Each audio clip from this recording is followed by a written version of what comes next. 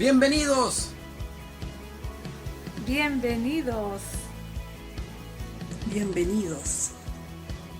Bienvenidos. Hola a todos, bienvenidos.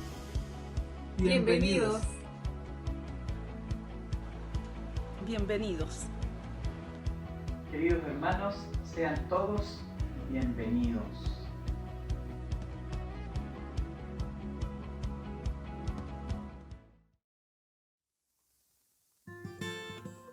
Te alabaré, oh Jehová, con todo mi corazón, cantaré todas tus maravillas, me alegraré y me regocijaré en ti, cantaré a tu nombre, oh Altísimo.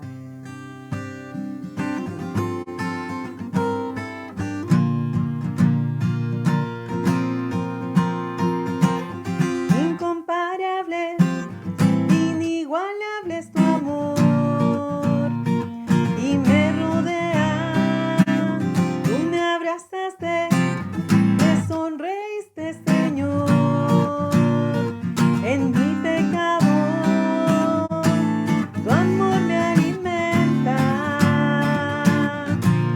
tu amor me sustenta, celebraré tu amor todos los días, celebraré tu gran misericordia, celebraré tu gracia inmerecida, celebraré tu amor, oh, celebraré tu amor todos los días, celebraré tu gran misericordia, celebraré tu gracia inmerecida, celebraré tu amor, oh, inmensurable, inagotable es tu amor y nunca cambia, estás conmigo y no me puedo escapar, aunque lo intenté, tu amor es eterno, tu amor es perfecto, celebraré tu amor todos los días, celebraré tu gran misericordia, celebraré tu gracia inmerecida, celebraré tu amor, celebraré tu amor todos los días, celebraré tu gran misericordia, celebraré tu gracia inmerecida, celebraré tu amor, celebraré tu amor.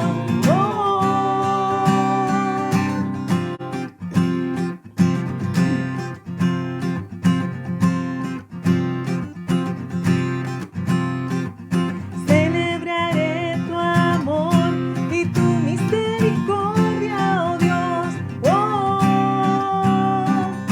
celebraré tu amor y tu misericordia, oh Dios, oh, celebraré tu amor y tu misericordia, oh Dios, oh, celebraré tu amor todos los días, celebraré tu gran misericordia, celebraré tu gracia inmerecida, celebraré tu amor,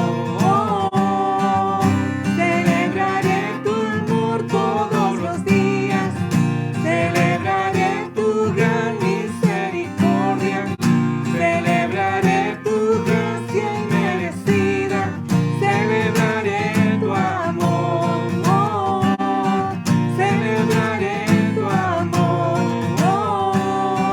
celebraré tu amor.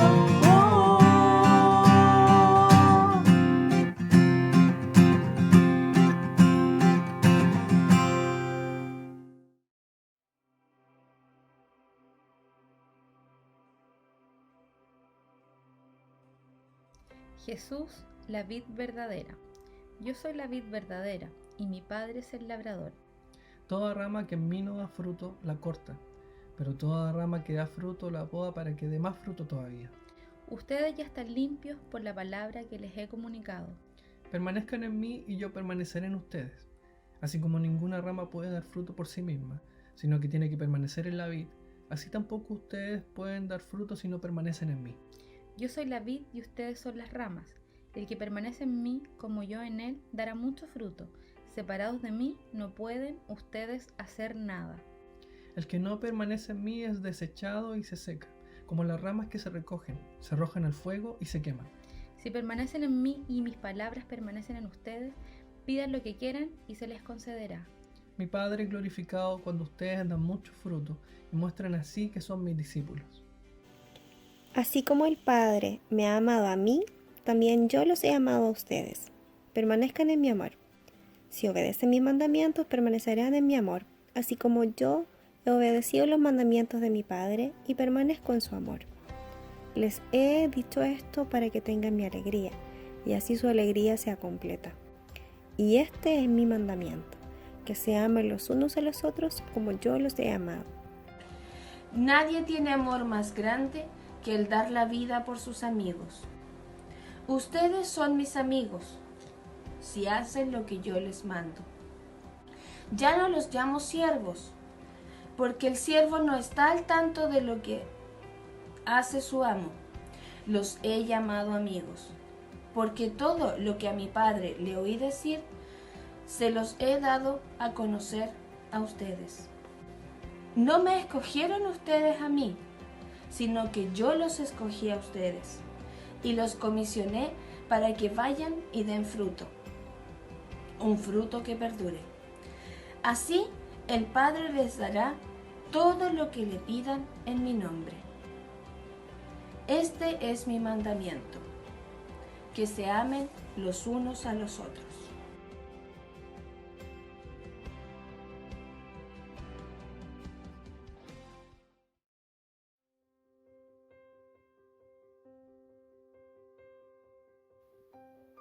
Señor, en esta mañana queremos agradecerte, en primer lugar, por tener salud, por tener vida, por estar con lo necesario. Gracias, Señor, por cubrirnos como iglesia. Gracias por ayudarnos. Gracias por darnos la oportunidad en algunos momentos de ser respuesta para algunos que no la están pasando tan bien. Señor, en medio de esta pandemia queremos agradecer tu misericordia, tu fidelidad, tus cuidados, cómo has abastecido nuestras mesas y también hemos podido compartir el pan que tú nos das. Agradecemos por nuestras autoridades que están a cargo de nuestro país, por todo lo que están haciendo, Señor, en beneficio de tu pueblo. Te rogamos por lo que no lo están pasando tan bien, por aquellos que les falta la fe tal vez en este momento. Rogamos que tú fortalezcas su espíritu. Y también, Señor, agradecemos por nuestra iglesia, por nuestra amada iglesia, por nuestros pastores, por nuestros líderes, por las personas que están en forma silenciosa, pero no menos importante, Señor, entregando aportes, ayuda a quienes más lo necesitan. Agradecemos que seamos respuesta en medio de esta pandemia para muchos. Agradecemos seguir siendo iglesia a pesar de la distancia y de que nuestro templo físico esté cerrado, pero aún en medio de ello, Señor, seguimos siendo iglesia, seguimos, Señor, teniendo ese fuego dentro de nosotros que nos anima todos los días a levantarnos y a no claudicar nuestra fe ni la voluntad de servir a nuestro prójimo. Agradecemos todas estas cosas porque las hemos aprendido de ti, Maestro. En el nombre del Padre, del Hijo y su Santo Espíritu. Amén.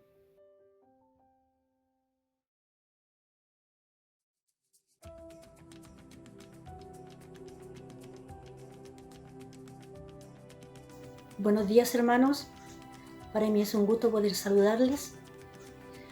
Hoy le corresponde al grupo pequeño coordinar este culto de alabanza, de adoración a nuestro Dios. Yo participo en el grupo pequeño donde Abigail es la monitora y Alejandro y Marcela son los anfitriones. Hermanos, si bien es cierto, estamos viviendo tiempos difíciles. donde no sabemos qué va a pasar o cuándo va a parar todo esto de la pandemia. Pero también es cierto que cuando nuestro Dios nos llamó y nosotros le aceptamos como Señor y Salvador de nuestras vidas, Él nunca nos dijo que iba a ser fácil. Él nunca nos dijo que en algún momento nosotros no íbamos a tener problemas, angustias, enfermedades, o que en algún momento íbamos a ver partir a un ser querido. Lo que nuestro Dios nos dijo y nos prometió, que Él siempre iba a estar con nosotros, en todo tiempo. Por eso yo ahora quiero animarles a que podamos fijar nuestros ojos en nuestro Dios, que podamos depositar toda nuestra fe, toda nuestra confianza, toda nuestra esperanza en nuestro Señor. ¿Por qué? Porque Él está con nosotros y por nosotros. Dios les bendiga. Buenos días, hermanos, querida familia coronelina. Desde acá, desde mi casa, les envío un cariñoso saludo en este día en que celebramos juntos al Señor, en nuestro culto de día domingo. Espero que cada uno de ustedes, junto a sus familias, puedan estar bien.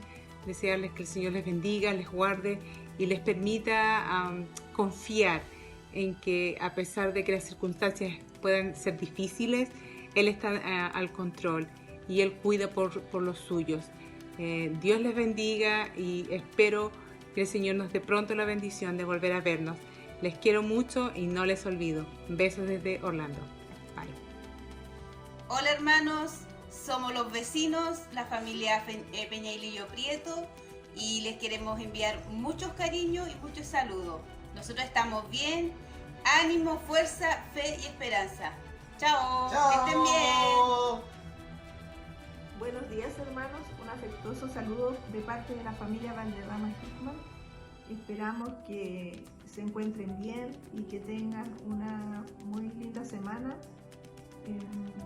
Les animo para que se sigan cuidando, nuestros adultos mayores que no decaigan y continúen con su cuarentena, así como también los más jóvenes que siempre los estén apoyando y a través de la vía virtual estén acompañándonos. Tengamos fe y esperanza que esta situación de crisis va a pasar pronto y confiemos porque el Señor siempre está acompañándonos en todo momento. Un abrazo a todos. Queridos hermanos, les saludamos a todos en el nombre del Señor y en nombre del grupo pequeño La Peña. Le damos la cordial bienvenida a todos y que disfrutemos este tiempo junto a nuestro Señor. Sean todos bienvenidos.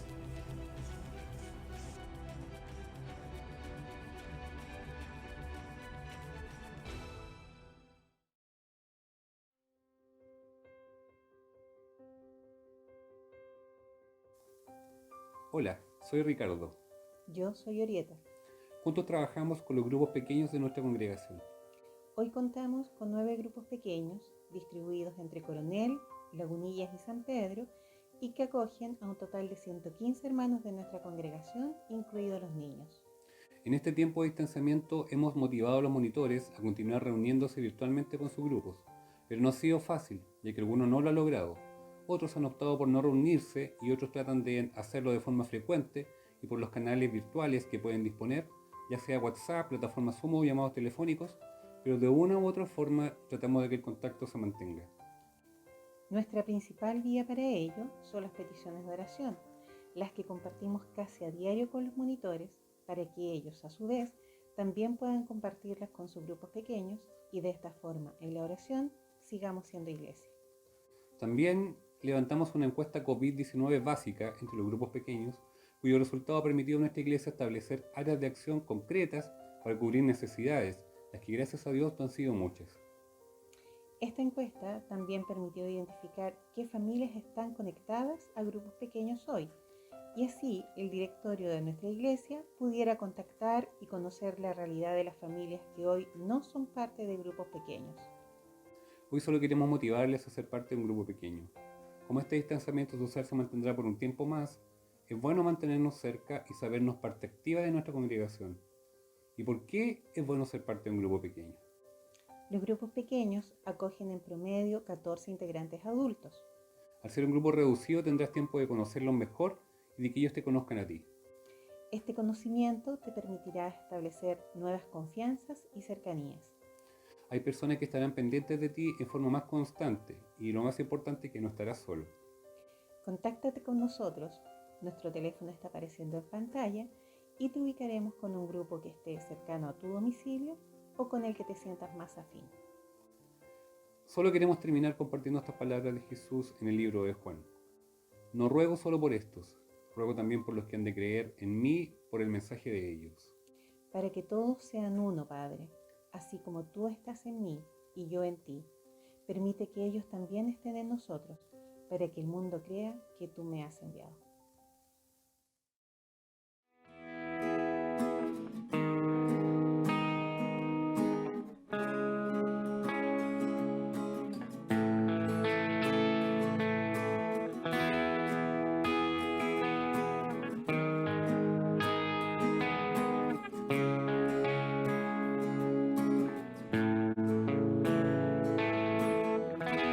Tu amor inundó mi corazón. Creo en tu palabra, oh Dios, espero en ti, renuévame con tu espíritu, Jesús, y vengo ante tus pies, vengo ante tus pies, rendido te adoraré.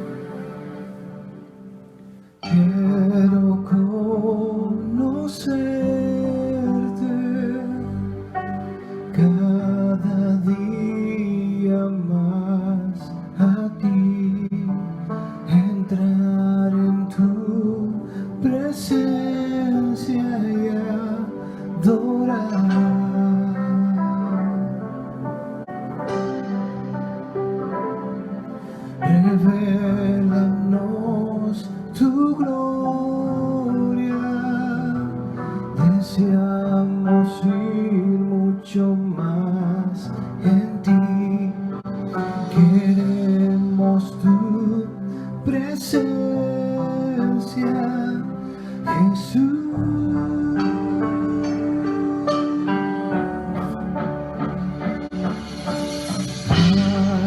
que está sentado en el trono, al que vive para siempre y siempre, sea la gloria, sea la honra y el poder, sea la gloria, sea la honra y el poder. Al que está sentado en el trono, al que vive para siempre y siempre, sea la gloria, sea la honra y el poder, sea la gloria, sea la honra y el poder.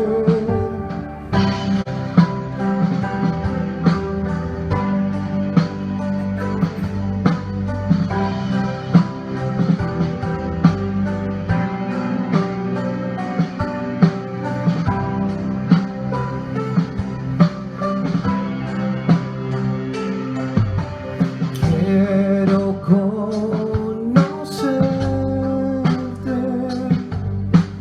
cada día más a ti, entrar en tu presencia y adorar.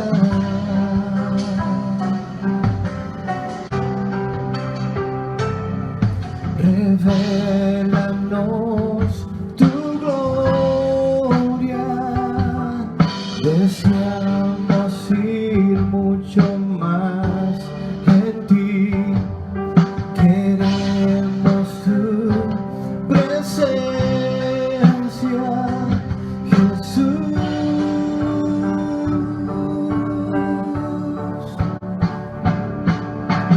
Ay, que estás sentado en el trono, al que vive para siempre y siempre, sea la gloria, sea la honra y el poder, sea la gloria, sea la honra y el poder. Al que está sentado en el trono, al que vive para siempre y siempre, sea la gloria, sea la honra y el poder, sea la gloria, sea la honra y el poder.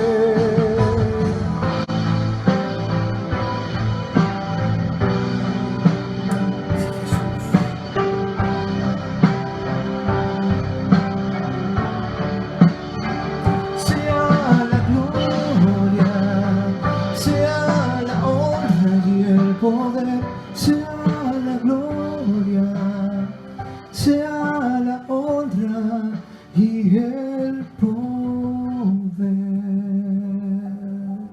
Sí, Señor, toda la gloria, toda la gloria, toda la alabanza es para ti, Jesús. Aleluya.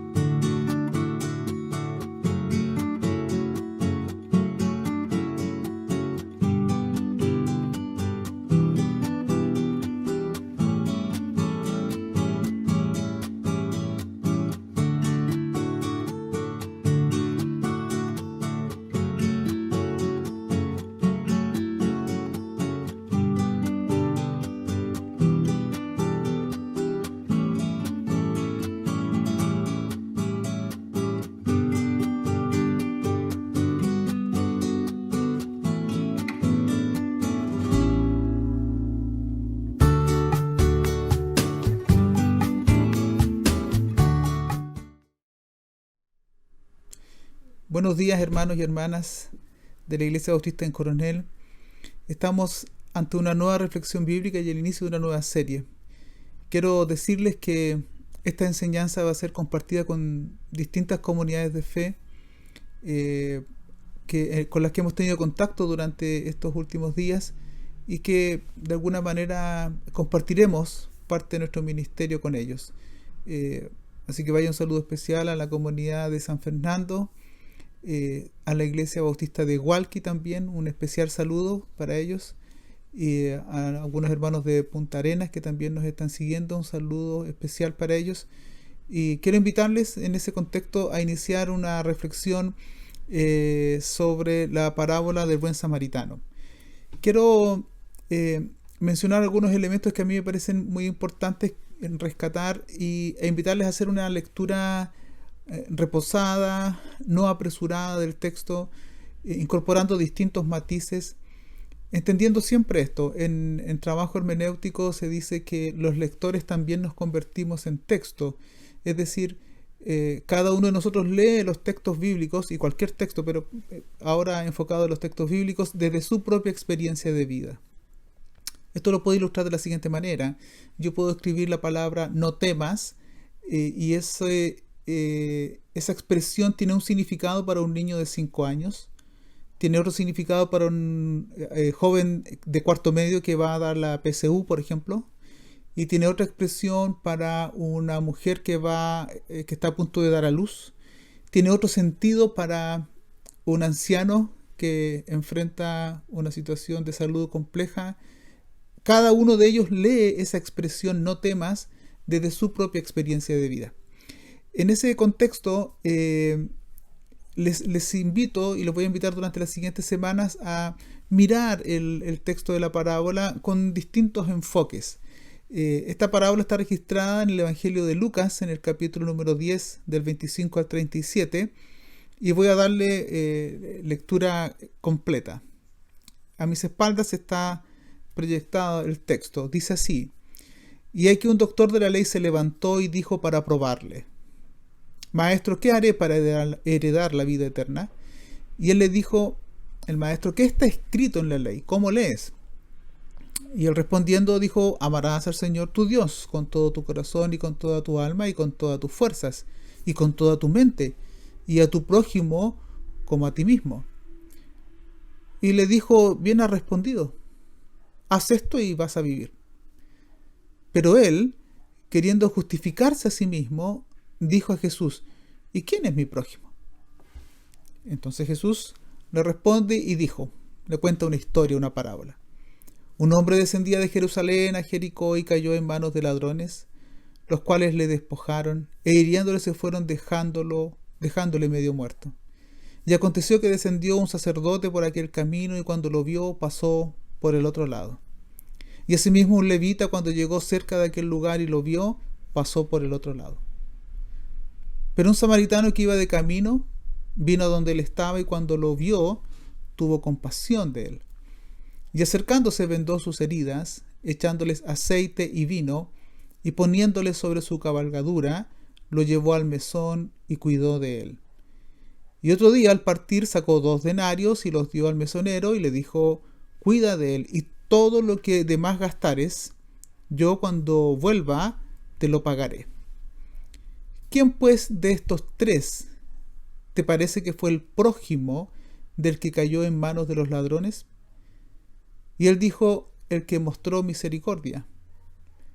Entonces Jesús le dijo: ve y haz tú lo mismo.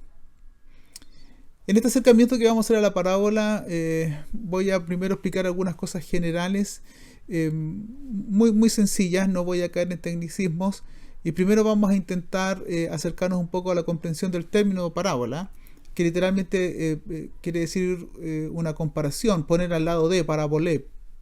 Yo aquí propongo una definición construida por mí en este caso para facilitar la comprensión y no detenernos tanto tiempo en esto. Una parábola es una historia real o imaginaria que busca entregar una enseñanza, ese es el punto, para la vida por medio de una comparación, ¿ya? Hay discusiones si son todas las parábolas imaginarias o no, pero insisto, no voy a entrar mucho en esos detalles. Es una historia, se cuenta una historia que busca entregar una enseñanza o levantar una pregunta, en algún sentido, una enseñanza para la vida. Y eso se hace por medio de una comparación. Una parábola tiene el objetivo de invitar a la reflexión. No es una ilustración nada más, sino que toma una temática e instala nuevas preguntas. Las deducciones, las conclusiones las tiene que obtener la propia persona que escucha esa parábola. Cómo reaccione la persona al contenido de la parábola depende de sus propias aproximaciones, de su propia apertura y de las propias decisiones que vaya tomando de acuerdo a la enseñanza que está escuchando. Las parábolas de Jesús son en ese contexto bastante provocativas. Hay que entender que Jesús no fue llevado a la cruz precisamente por ganar un concurso de simpatía ante los religiosos de su tiempo. Jesús fue llevado al madero porque desafió la comprensión que la religión de su tiempo tenía sobre la persona de Dios. Incluso no solo la comprensión, sino el dominio que la religión tenía sobre la figura de Dios y el monopolio de lo divino que en ocasiones impedía a la gente común, especialmente a la gente más desposeída, más frágil, más vulnerable, le privaba de la posibilidad de acercarse a lo divino de manera espontánea. Había todo un sistema de sacrificios, de religiosos, de impuestos, de elementos ceremoniales que estaban muy presentes, que hacían que el ciudadano común, muchos de ellos desplazados y bajo un imperio como el de Roma, que estaban desprotegidos en muchos sentidos, con ausencia de ciudadanía y todos estos otros elementos, todo este grupo de personas desprotegidas eran impedidos de acceder a lo divino, fruto de el monopolio que un sistema religioso imperante en aquel tiempo disponía, distribuía y terminaba adueñándose de lo divino.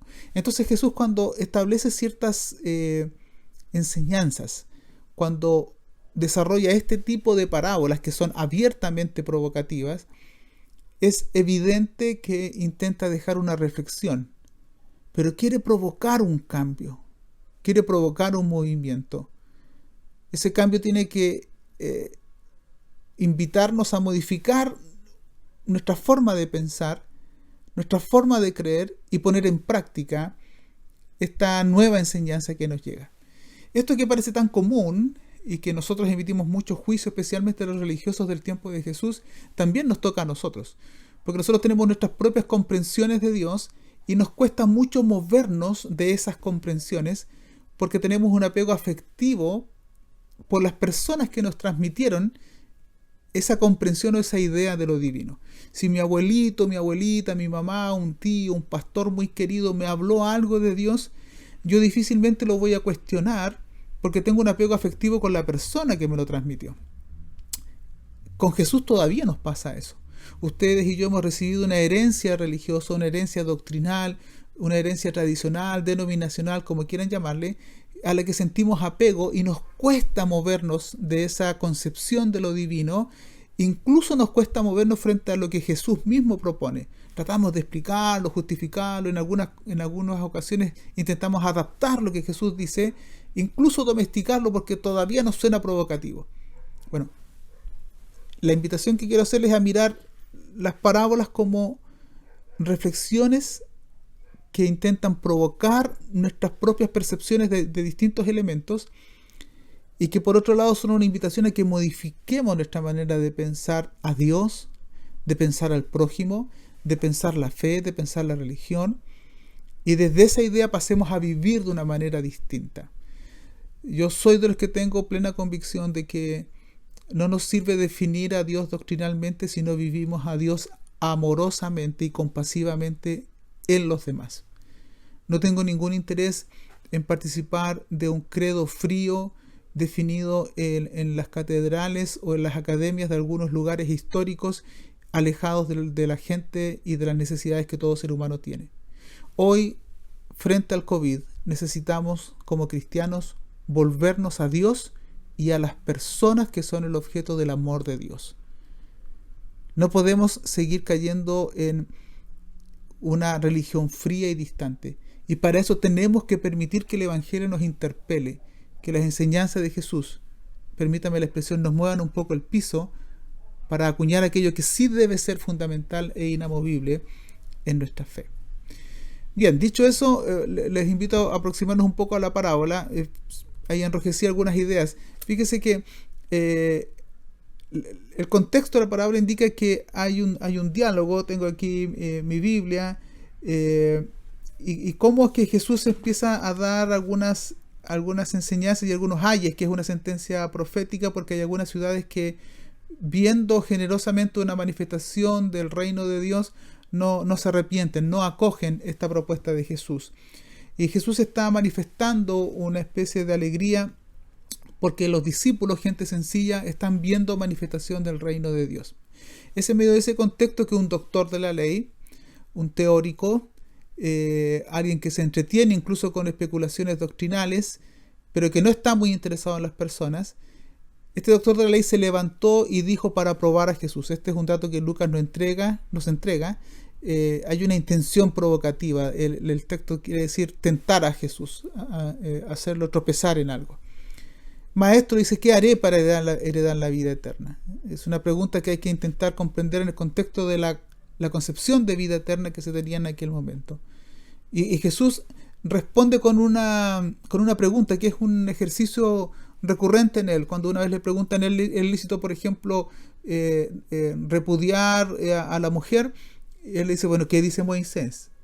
Es decir, permanentemente los regresa al texto para dar un fundamento superior.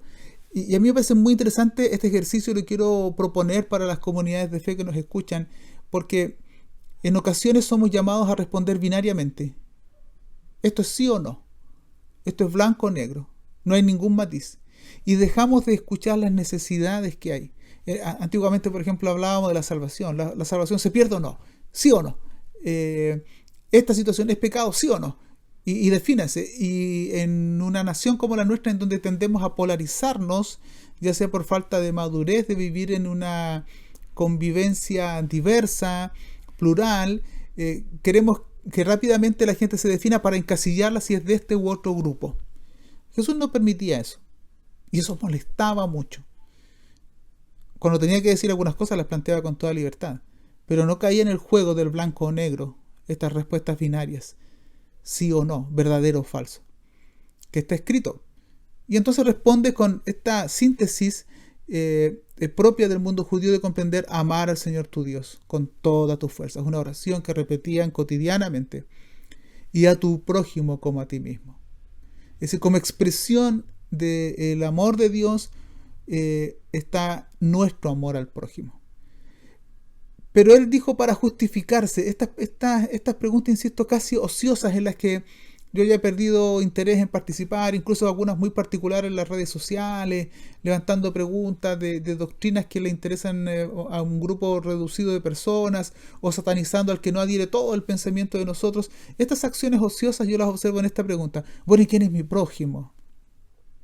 Y dice Lucas lo acusa, lo dijo para justificarse un poco, justificarse de que tal vez no está cumpliendo el mandamiento. Frente a eso, entonces Jesús establece la parábola. Y hay tres expresiones que aquí plantea. Una es la vida eterna, y me voy a referir brevemente a eso. La idea de los mandamientos, qué lees en la ley, cómo entender los mandamientos, y la idea del prójimo. Y esos tres elementos, leerlos desde el gran mandamiento, que es el amor. Por ejemplo, la vida eterna se refiere a la vida que nace en el corazón de Dios, que es propia de Dios, que es el único ser eterno, que nace desde la eternidad en el corazón de Dios, o lo que Dios siempre ha soñado para la humanidad. De hecho, un dato, uno de los grandes misterios de la divinidad es que es un Dios trino, y esta idea de la Trinidad, más que explicarla en términos filosóficos, escolásticos, lo que hacemos en el mundo cristiano es comprender lo divino como una eterna comunidad, una eterna comunión, que sin perder su propia identidad, cada cual coexisten en un eterno amor, en una eterna unidad, en un eterno compañerismo. Y ese es el gran desafío de que la Iglesia refleje esa divinidad trina. La vida eterna entonces es como Dios ha soñado la realidad para toda la humanidad. El mundo como Dios quiere que fuese, muy próximo a la idea del reino de Dios. ¿Cómo sería la vida si Dios gobernara entre nosotros? El Evangelio de Juan dice que esta es la vida eterna, que conozcan a Dios y a Jesús, a su Hijo, en términos humanos. Es decir, lo eterno se hace presente entre nosotros a través de esta persona llamada Jesús de Nazaret. En ese contexto hay que comprender la vida eterna, no solamente como las calles de oro, que es una figura muy, muy linda y esperanzadora, pero de la que hemos abusado para hablar de la eternidad, no comprender que lo eterno estuvo entre nosotros también en un ser humano llamado Jesús de Nazaret. Por otro lado, el texto habla también de los mandamientos, cómo entenderlos. Y aquí yo hago una pregunta, un juego capcioso, no quiero provocar nada en nadie, solo lanzar esta idea. ¿Los mandamientos son buenos porque Dios los da, o Dios da esos mandamientos porque son buenos para la vida? Bueno, ambas declaraciones son verdaderas, son positivas. ¿En qué sentido? Que Dios nunca nos va a dar mandamientos malos, en absoluto. Pero lo que quiere al menos despertar esta pregunta es lo siguiente. Algunas personas traen mandamientos muy antiguos que no son propios ni se ajustan a los verdaderos mandamientos de Dios, sino que son más bien tradiciones religiosas. Y algunos dicen que por el solo hecho que Dios los dé, hay que seguirlos y como sea nada más. Bueno, con esa mirada, algunos en algún tiempo avalaron la discriminación, en algún momento incluso mal comprendiendo ese concepto, pero literalizaron algunas acciones como la esclavitud, el sometimiento de la mujer, con la sola idea de leer literalmente y decir, bueno, eso está en la Escritura y hay que cumplirlo. Y si Dios lo dice, así nomás es.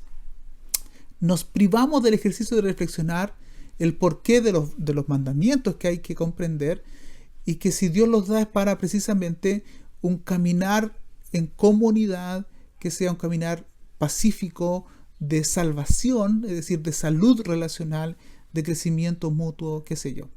En este sentido, no es ni lo uno ni lo otro, es un juego de palabras que solo dejo instalado para ver que los mandamientos hay que pensarlos también, no solamente como un simple, bueno, Dios lo dice y punto. Van a escuchar incluso algunos predicadores de manera muy básica decir, bueno, está en la Biblia, si no quiero obedecer esto, saco la página de la Biblia. No quiero caer en esas ridiculizaciones del texto bíblico. Más bien quiero invitarles a pensar los mandamientos provenientes de un Dios que nos ama y que busca la construcción del bien común. En ese sentido, decir que en la mente del doctor de la ley que hace esta pregunta, parece que los mandamientos fueran un fin en sí mismo. Y los mandamientos son para el hombre. El sábado es hecho para el ser humano y no el ser humano para el sábado. Es decir, los mandamientos buscan orientar hacia la mejor expresión de humanidad y convivencia posible entre los seres humanos. No son mandamientos porque sí, no son mandamientos al voleo. De hecho, todo se reduce, incluso lo diría Pablo más adelante, en amar al prójimo, porque no haré nada que pueda perjudicar a mi prójimo. En ese contexto hay que entender los mandamientos y no solo como simples temas de discusión. ¿Qué es lo que promueve el bien común? ¿Qué es lo que promueve una convivencia saludable? ¿Qué es lo que promueve una mejor expresión de la humanidad? Por ejemplo, frente a algunos comportamientos que hemos catalogado de antiéticos o poco morales, qué sé yo, una pregunta que nos podríamos hacer: ¿ese comportamiento reprochable manifiesta una humanidad plena, o más bien manifiesta una expresión rebajada de la humanidad? El hombre que acumula obsesivamente, el hombre que violenta a otros, ¿está manifestando una humanidad a la altura de lo que Jesús nos propuso, o está manifestando una humanidad deteriorada, rebajada? Es en ese contexto que uno tiene que ir comprendiendo los mandamientos, porque vienen de un Dios que nos ama y que viene a presentar y proyectar una vida de liberación, de plenitud, no solo a nivel individual, sino también a nivel comunitario. Pero eso no es posible si tú no comprendes también la idea del prójimo. Prójimo es el que está próximo, y en la parábola hay un juego ahí bien interesante.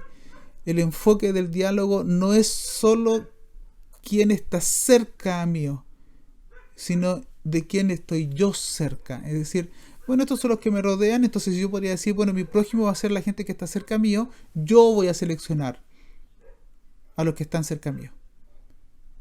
Pero Jesús cambia el orden. Piensa en aquellas personas que te ven a ti como un prójimo, como un próximo, como un cercano, como una alternativa de bien incluso para ellos. No es que tú selecciones nada más, sino piensa en aquellos que te han visto como una posibilidad de conocer algo diferente. ¿De quién estás cerca tú? No solo quién está cerca tuyo para ayudarte o para seleccionarlo, sino de quién tú estás cerca para que esa persona también pueda contar contigo. Unas palabras sobre vida eterna, mandamientos y próximo o prójimo, como quieran llamarlo. Todas esas palabras, esas expresiones leídas desde el amor en los evangelios. Y bien, y quiero entonces en los siguientes minutos proponerles 4 tipos de personas en la parábola. La primera de ellas se refiere a esta situación. La parábola tiene varios personajes. Comúnmente solo nos detenemos en el sacerdote y el levita, y luego un poco en el samaritano. Yo quiero invitarles a ver toda la escena en general. Y quiero invitarles durante los siguientes minutos a pensar en las personas que dañan. Que en este caso, los que dañan está expresado en los asaltantes, los bandidos, los que desnudan, los que hirieron, los que abandonaron, dice el texto bíblico. Quiero que nos detengamos un minuto en ello. Y cuando hable de los 4 tipos de personas que aparecen en esta parábola, quiero admitir que todos nosotros hemos estado tal vez en alguno de estos grupos en algún momento de nuestras vidas. Quiero invitarles a pensar en eso. El primer grupo son los que dañan. Y es probable que alguno de nosotros haya dañado a alguien en algún momento de su vida. Es altamente probable que todos hayamos dañado a alguien consciente o inconscientemente durante nuestras vidas. Estas personas dañaron a el personaje de la parábola, a este hombre, a este ser humano. Y lo hicieron de 3 formas que yo observo en el texto y solo las comento muy rápido. 3 expresiones de violencia. Primero, la violencia de la apropiación. Le quitaron todo lo que tenían. Fíjense, estas personas comúnmente cuando leemos la parábola pasan desapercibidos y son los que provocaron el daño. Si bien el énfasis de la parábola está como nosotros ser próximos a la gente dañada, no tenemos que descuidar esta gente que provoca este daño. El apropiarse de lo que es de otros es un tipo de violencia que está establecido en la Escritura. Te quito lo que tienes. Es decir, por el imperio de la fuerza más propio de algo que le pertenece a otro. El dinero, sus bienes, sus ropas, su sexualidad incluso. Lo violento de esta manera. Me apropio de algo que es tuyo. Cuidado. Yo creo que al dejar de observar a estos bandidos de la parábola, hemos invisibilizado a los bandidos del día de hoy. A la gente que violentamente, por el imperio de la fuerza o por el imperio de las leyes construidas a medida de ciertos grupos económicos, hoy día hay gente disminuida que se le ha quitado lo que tiene, que se le ha quitado la posibilidad de una casa propia, que se le ha quitado la posibilidad de tener un sistema de salud que lo proteja, que se le ha quitado de la posibilidad de tener un trabajo decente. Se le ha apropiado de esto violentamente. Y yo no quisiera que pasáramos desapercibidos de este grupo. Porque según la parábola hay en esta vida grupos de personas que violentan, que causan dolor, que dañan a otros. ¿Cuáles son esas personas hoy día? O si yo estoy de alguna manera violentando a otro, apropiándome de lo que no es mío. Ese es un tipo de violencia. La otra violencia que se observa está asociado con la violencia física y emocional.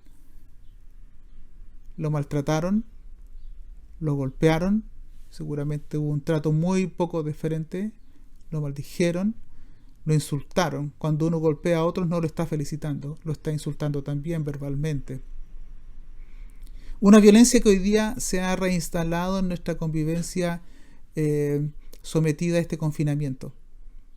Los índices de violencia intrafamiliar han aumentado peligrosamente, groseramente. Y si bien alguno pudiera dar algunas explicaciones como el agotamiento emocional, el encierro y una serie de otros elementos, los espacios reducidos, no es menos cierto que no podemos justificar este tipo de violencia, porque el día que la justifiquemos vamos a normalizarla. La violencia física y emocional. Yo te maltrato, no te valoro, incluso te golpeo. No solo la violencia de las apropiaciones, también está la violencia física y emocional. Y también está la violencia del abandono. Dice el texto que lo dejaron. Así herido todos se fueron. Lo que quiere decir que tu presencia no es importante para mí. Tu dolor no me importa. 3 tipos de violencia en un grupo invisibilizado. Insisto, del que nunca hablamos de esta parábola. Violencia de apropiación, violencia verbal y emocional, y una violencia del abandono. ¿Cómo es posible que gente que está sufriendo a nuestro alrededor, nosotros los abandonemos? Hablaremos en próximas reuniones sobre el levita y el sacerdote. Pero ¿qué de estos ladrones? ¿Qué de esta gente violenta, que violenta emocionalmente, físicamente, que se apropia de lo que no es de ellos y que abandona en el dolor más fundamental, un hombre semidesnudo, semi-muerto? Tu vida me importa menos que la que me puede importar la vida de un animal. Ese tipo de violencia hay que identificarla para erradicarla. Yo quiero invitarles a evaluar si alguno entre nosotros ha generado o está generando este tipo de violencia. ¿Habrá alguno entre nosotros, por ejemplo, que se está apropiando de algo que no le pertenece? Y que queriendo justificar lo injustificable, sencillamente se apropia de lo que no es suyo. Incluso aunque lo haga de manera legal, pero injusta, porque ha adecuado las leyes, ¿está bien eso? ¿Habrá algunos conglomerados económicos de este país que se están apropiando legalmente, pero injustamente, de lo que le pertenece a otros? ¿O podrían ser derechos fundamentales de otras personas? ¿Habrá entre los que me escuchan gente que está violentando físicamente, emocionalmente, verbalmente, con un lenguaje esclavizante? ¿O habrá entre nosotros alguien que está abandonando a personas que nunca debió abandonar, incluso abandonando a gente de su familia? Yo quiero invitarles a pensar en esto y decirle que ningún ser humano ha sido creado para dañar a otros. Nadie. Fuimos creados para amar a Dios y para amar a nuestro prójimo, para tener una convivencia saludable, para buscar el bien de todos, el bien común, donde el bien de mi prójimo causa alegría a mi propia vida. Ningún ser humano, amigos, ha sido creado para dañar a otros. Fuimos creados para amar a Dios y amar a nuestro prójimo. Por lo tanto, si hay entre nosotros alguien que ha sido del grupo de los que han dañado, solo quiero ofrecerte tres cosas fundamentales. Primero, frente al daño que hemos causado, hay que reconocer la falta ante Dios. ¿Eres de los que ha dañado? Hay que pedir perdón. Yo les invito a reconocer esto. No podrás salir de este círculo de violencia y de esta frustración a menos que reconozcas y que reconozcamos nuestras faltas. La Biblia dice: si confesamos nuestros pecados, Él es fiel y justo para perdonar nuestros pecados y limpiarnos de toda maldad. ¿Has sido de los que dañan? ¿De los agresivos? Ten humildad y reconoce esta falta ante el Señor. Reconócelo. Ese es el inicio. Si no confiesas ante Dios, difícilmente vas a recibir perdón. Si justificas siempre tu actuar, entonces no puedes ser justificado por Dios. Cuando venimos en arrepentimiento honesto ante el Señor, Él puede perdonar nuestras faltas. Segundo, tienes que dar signos de arrepentimiento verdadero. No se trata solo de hacer alguna oración por allí escondida, sino que tienes que modificar tu conducta. La propia carta de Juan dice, si decimos que tenemos comunión con Él y andamos en tinieblas, es decir, si decimos que estamos bien con Dios, pero nuestras acciones son contradictorias, estamos mintiéndonos. No practicamos la verdad. Alguien me dijo, ustedes los cristianos son bastante complicados en su manera de pensar, porque alguien se puede portar toda la vida mal y al final de morir hace una oración y dice, bueno, listo, está todo perdonado. No, según este texto, el verdadero arrepentimiento está mostrado por un cambio en la manera de vivir. Yo te invito a que, si eres de los que dañan, te invito a reconocer la falta y modificar tu conducta con la ayuda de Dios. Y tercero, quiero invitarle a restituir en la medida de lo posible el daño causado. Esto es difícil. Hay daños que nunca vamos a poder reparar. Pero tal vez parte de ese daño se puede reparar con una conversación, con un diálogo, con un deseo de ayudar, con un pedir perdón, sin justificarse. Solo decir, perdóname, no debía haber hecho eso. Y vas a ver en mi conducta que este arrepentimiento es verdadero. En la medida que puedas, restituye. Defraudaste a alguien, intenta restituir aquello que defraudaste. Zaqueo, el hombre pecador y publicano, como le llamaron algunos, cuando Jesús fue a su casa, empatizó con él, definió una relación horizontal con él. Él se puso en pie y dijo al Señor, he aquí, Señor, la mitad de mis bienes doy a los pobres, y si en algo he defraudado a alguno, se lo devuelvo cuadruplicado. Mire qué importante. Y de hecho Jesús después dice, la salvación llegó aquí. Porque no se trata solo de ir a un lugar y decir, bueno, Señor me perdonó y se acabó. Si puedo restituir en algo, hay que hacerlo. Ahí se ven los cambios fundamentales en nuestra manera de pensar y de vivir.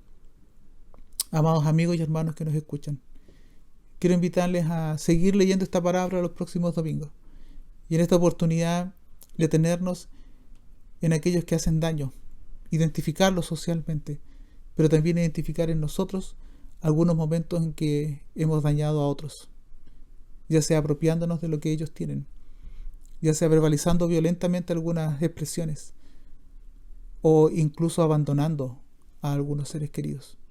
El camino del arrepentimiento es el camino de la paz, del perdón y la libertad, pero también es el camino del reencuentro con el otro.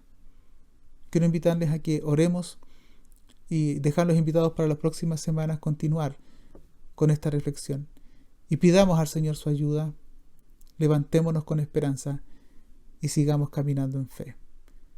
Oremos.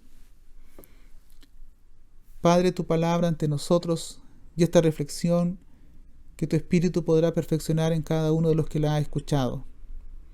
Te pido, Señor, que si alguno entre nosotros está generando dolor a otro ser humano, nos ayudes a identificar esta práctica, a arrepentirnos sinceramente y ayudarnos a renunciar y modificar nuestro comportamiento de tal manera de construir un espacio de paz a nuestro alrededor.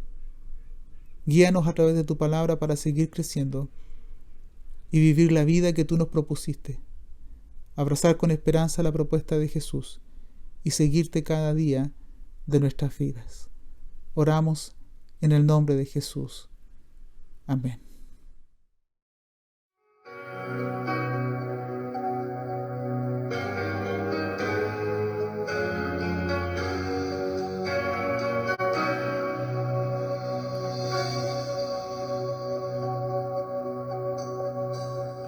¿Qué sería de mí si no me hubieras alcanzado?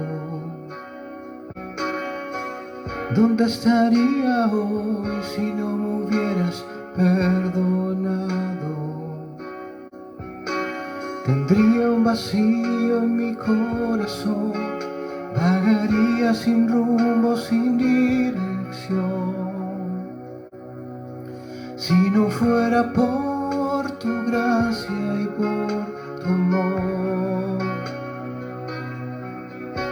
si no fuera por tu gracia y por tu amor, sería como un pájaro herido que se muere en el suelo. Sería como un ciervo que brama por agua en un desierto. Si no fuera por tu gracia y por tu amor, si no fuera por tu gracia y por tu amor,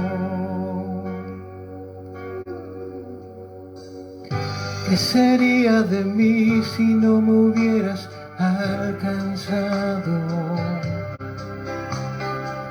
¿Dónde estaría hoy si no me hubieras perdonado? Tendría un vacío en mi corazón, vagaría sin rumbo, sin dirección. Si no fuera por tu gracia y por tu amor, si no fuera por tu gracia y por tu amor, sería como un pájaro herido que se muere en el suelo. Sería como un ciervo que brama por agua en un desierto.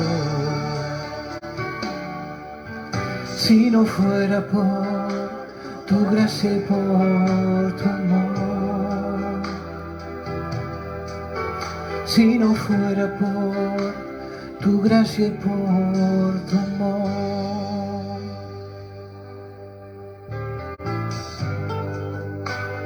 Gracias, Dios, por tenerte como nuestro Señor, como nuestro Salvador. ¿Dónde estaríamos hoy, oh Dios?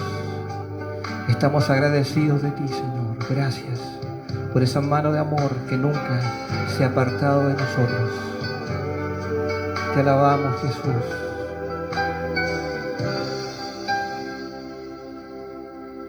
Si no fuera por tu gracia y por tu amor,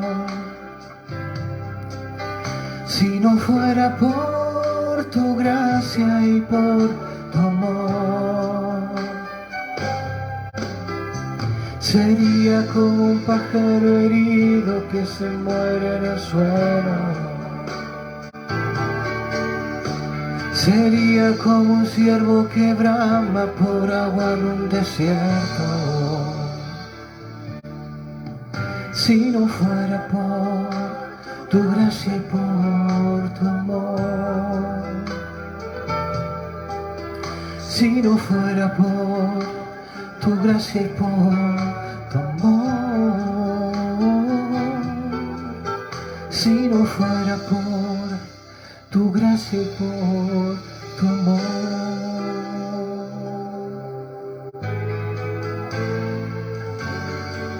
La alabanza es para ti, Jesús. Gracias.